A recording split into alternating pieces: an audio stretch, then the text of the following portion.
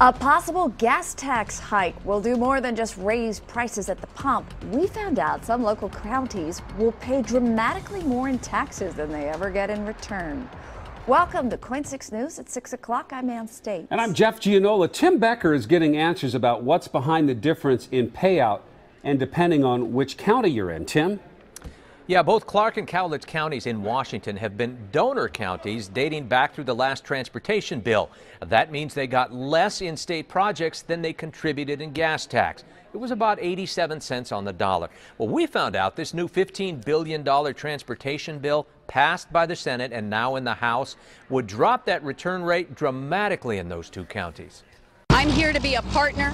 I'm here to offer funds from everywhere around the state to help out in projects like this. 10 years ago, then Governor Christine Gregoire signed Washington's last big transportation bill into law. Some construction it paid for is still going on. This county-by-county comparison study we obtained shows Clark and Cowlitz counties received about 87 cents back for every dollar they paid in gas tax over much of that time.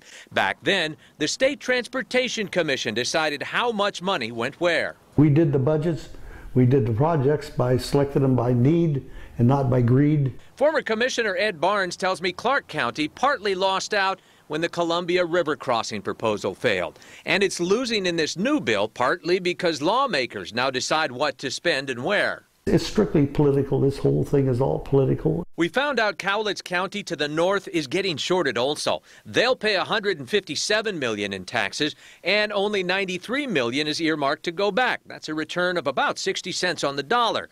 Clark County will pay $670 million and get less than $200 million back. That's only a 27% return rate. Why? That's a very fair question, but this is what I will say to you.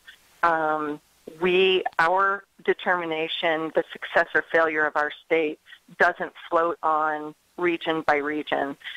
In terms of transportation infrastructure. Republican Senator Ann Rivers says lawmakers are prioritizing investment in statewide infrastructure and voted in favor of the bill.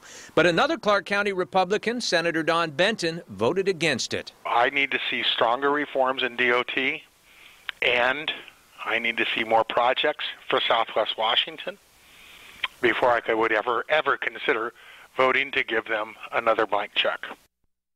Senator Benton there tells me that the package is just too high on taxes and fees and too low on reforms. Senator Rivers tells me it is still far from becoming law, and both of them have projects that they hope to add to the bill down the road. Jeff, man. It's quite the debate, though, for sure. Tim, thank you for that reporting. Well, now some new developments in the controversy surrounding former Governor John Kitzhaber.